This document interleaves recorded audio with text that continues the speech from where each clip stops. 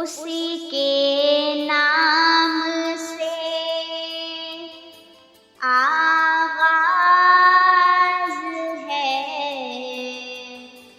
اس شاہنامے کا، ہمیشہ جس کے در پہ سر جھکا رہتا ہے خامنہ کا، ہمیشہ جس کے در پہ سر جھکا رہتا ہے خامنہ کا، اسی کے نور سے پر نور ہیں شمس و قمر تارے، وہی ثابت ہے جس کے گرد پھرتے ہیں یہ سیارے، وہی ثابت ہے جس کے گرد پھرتے ہیں یہ سیارے۔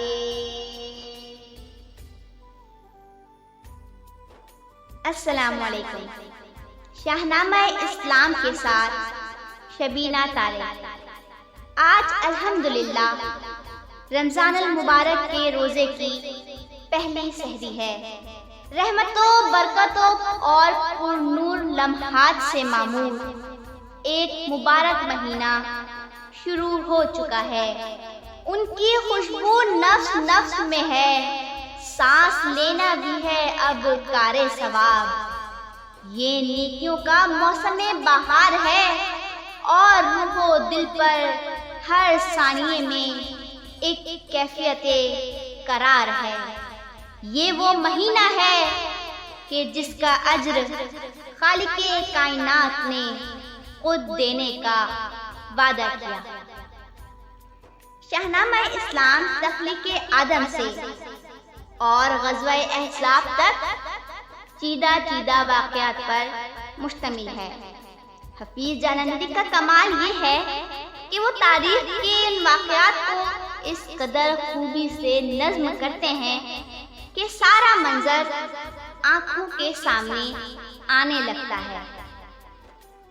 آپ سب کے سامنے پچھلے سال شاہنامہ اسلام کا سلسلہ تخلیق آدم سے شروع کیا اور چلتے چلتے ختم المرسلین رحمت للعالمین تک پہنچا۔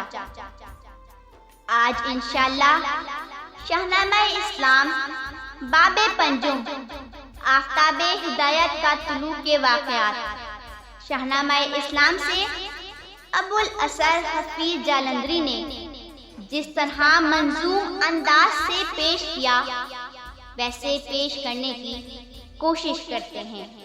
اللہ تبارک و تعالی اپنی بارگاہ میں قبول فرمائے، آمین یا رب العالمین۔ شاہنامہ اسلام کا آغاز کرتے ہیں۔ وہ مقصد جس کی خاطر آپ اس دنیا میں آئے تھے، وہ قرآن جس کو انسانوں کی خاطر آپ لائے تھے، وہ پیغام محبت، وہ نجات اولاد آدم کی زمین صدق پر رکھنا، نئی بنیاد عالم کی۔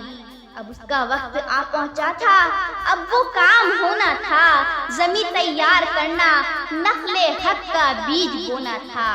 اندھیرا چھا چکا تھا کفر کا دنیائے ہستی پر، زبردستی تسلط پا چکی تھی زیر دستی پر۔ الستی میں کشوں سے ہو چکا تھا میں قدا خالی، کہ دنیا ہو گئی تھی بادئے غفلت کی مت والی۔ کوئی گوشہ نہ ملتا تھا جہاں مظلوم اما پائیں، کوئی سنتا نہ تھا ان کی یہ بیچارے کہاں جائیں۔ کوئی شفقت نہ کرتا تھا یتیموں پر، غلاموں پر، یہ مر جاتے تھے بھوکے اور وہ بک جاتے تھے داموں پر۔ ضعیفوں اور بیواؤں کو روٹی بھی نہ ملتی تھی، غضب ہے مزد مزدوروں کو، کوٹھی بھی نہ ملتی تھی۔ ستم سے تنگ آ کر خودکشی کر لی شریفوں نے، دعا کو دستے ریشہ دار اٹھائے تھے ضعیفوں نے۔ اٹھا غارے ہرا سے ابر رحمت شان حق لے کر، لبے اقرا بسمی ربک الذی خلق لے کر، سنا آیا کہ اہل بیت کو مزدہ رسالت کا، انہیں ایمان پہلے ہی سے تھا حق کو صداقت کا۔ کہا اس خالق ہستی کے جلوے پر رہو شیدا، اسی کا نام لینا چاہیے جس نے کیا پیدا، وہ جس نے گوشت کے ایک لوتھڑے کو زندگی بخشی، بنائی شکل انسان اور ایسی برتری بخشی، ذریعے سے قلم کے جس نے دی تعلیم انسان کو، اسے وہ کچھ سکھایا جو نہ آ سکتا نہ دادا۔